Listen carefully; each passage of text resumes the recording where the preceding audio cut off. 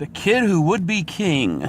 An okay film. I mean, if you, it is a family-friendly film, and it's a kid's adventure film, so you know those kind of genres. If you can't handle those genres, you probably shouldn't watch this one, because you're not going to get anything out of it. But if you have small children, or, children who are just going into middle school, and you yourself are interested in, knights, dragons, things like Lord of the Rings, Game of Thrones, Aragon, and you want to have your kids eventually get into it, or Dungeons and Dragons, obviously, you could show them this, and it might spark their interest into the genre, because it is a family-friendly version of Knights of the Round Table.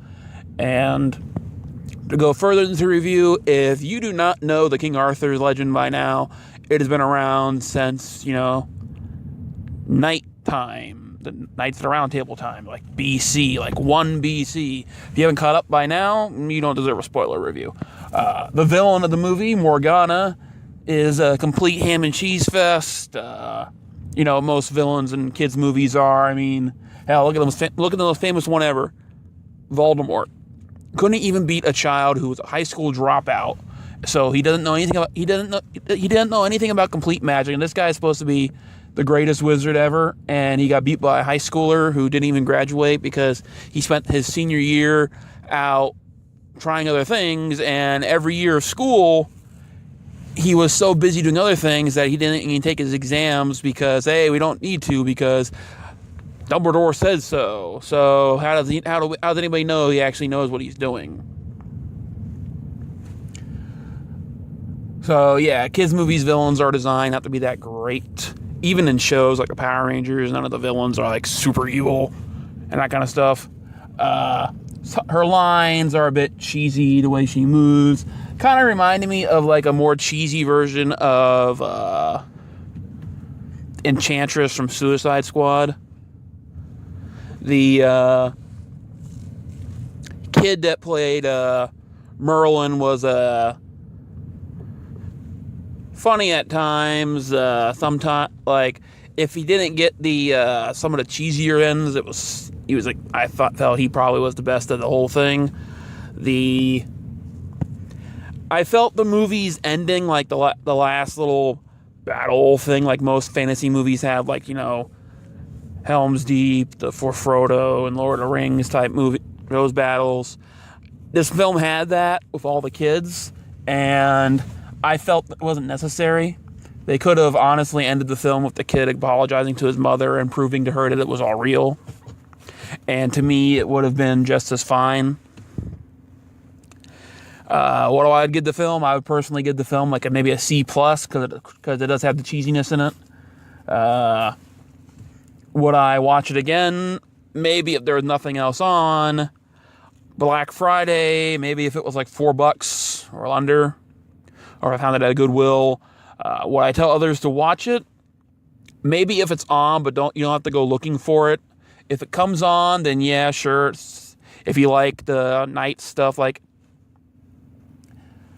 I can kind of see it maybe being this generation's like Pagemaster, the thing that got people into it. Like, a lot of people who are into like Lord of the Rings, Game of Thrones, from my generation, will say Pagemaster was a film they liked as a child. So this film could be this generation's Pagemaster. And I can see kids enjoying this film because, about kids being heroes and all that. The other kids acted fine. None of them were like the uber annoying children that are usually in movies. I may not like the bullies, but that's just because I don't like bullies to begin with. As I said, you don't need to go rush out and see this movie. If it's on, it's on. But yeah, if you have children, the movie's old enough, it's probably in like the dollar theaters now, that if you have children and you yourself are into knights and that, you could take your kid to that. I mean, that could be a nice memory for your kid, because, hey, my parent took me to this. And hey, if it does get them into it, That'll be a memory they'll have forever. I remember when my dad/mom took me to the movies, and we saw The Kid Who Will Be King. Yeah, the movie is a child's film, and it's a bit corny, but you know what? That's what got my interest into knights and dragons and round tables and all that stuff. It was like a quote from the future.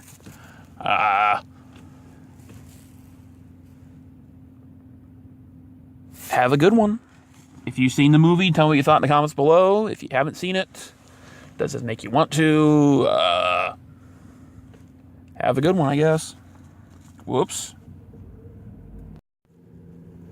Forgot to mention on a funny side note, the way the kid Merlin did his magic, to me it kind of reminded me of some of the Shamalama Ding Dong airbending styles that they did, so that was a little funny side note to me that I figured I'd add. And since you already saw the still that will be the clip for the video, I figured I'd just show this instead of the poster for just a little side note.